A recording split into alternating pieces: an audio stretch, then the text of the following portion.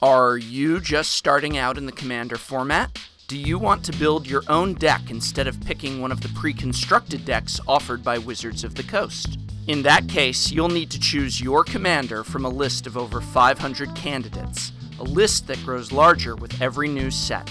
What do you look for in a potential Commander, especially if you're a player new to the format? The most important rule to the Commander format is simple. Pick a Commander that interests you, play your favorite cards, have fun. Beyond that, there's 3 factors you may want to consider when making your selection: color, casting cost, and function. Let's start with color. Using a monocolor commander is typically considered more difficult to work with than a 2 or 3 color commander. There are no 4 color commanders, and a commander of all 5 colors is typically considered harder because you are dealing with a difficult mana base and the greatest complexity of choices within your deck. So, for a player new to the format, you might consider setting your sights on a 2 or 3 color commander. Again, this is only a guideline. Got a commander in mono red that you love and want to build a deck around?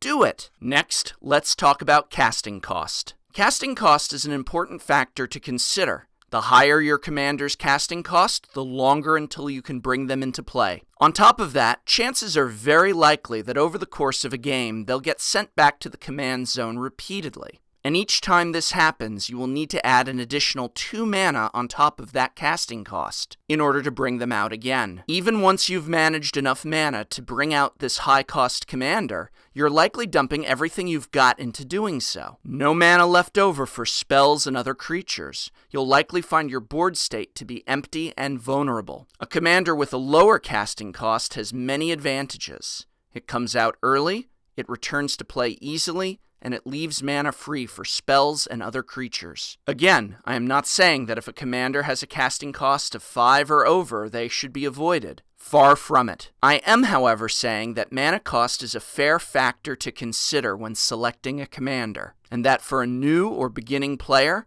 picking a commander in the range of 2 to 5 converted casting cost might be a good choice. What about function? What does your commander actually do? How dependent is your deck upon your commander? Are they your win condition, the final piece of the puzzle that will allow you to combo out and take out one or more of your opponents? Or are they a more subtle threat, enhancing the already present synergy of your cards? Or functioning as a tool to strengthen your position in the game? Can you win without your commander? Or is your entire strategy dependent on getting them out and keeping them in play? If so, you might want to reconsider. The danger with having your commander as your win condition, for combo or otherwise, is that in a 3 to 5 person multiplayer game, removal is high. Chances are that your commander will be recognized as an overwhelming threat as you assemble the pieces of your combo and will be sent back to the command zone repeatedly, or even shuffled into your deck. Sure, you can eventually hold on long enough to bring your commander out after all removal has been exhausted, but you might want to consider multiple win strategies. So even if you want to go combo, don't just have one combo within your deck, but rather multiple potential wins. Hopefully, even some that don't require your commander at all. A commander who energizes already existing synergy is great, because that synergy within your deck exists with or without them, but is amplified by their presence.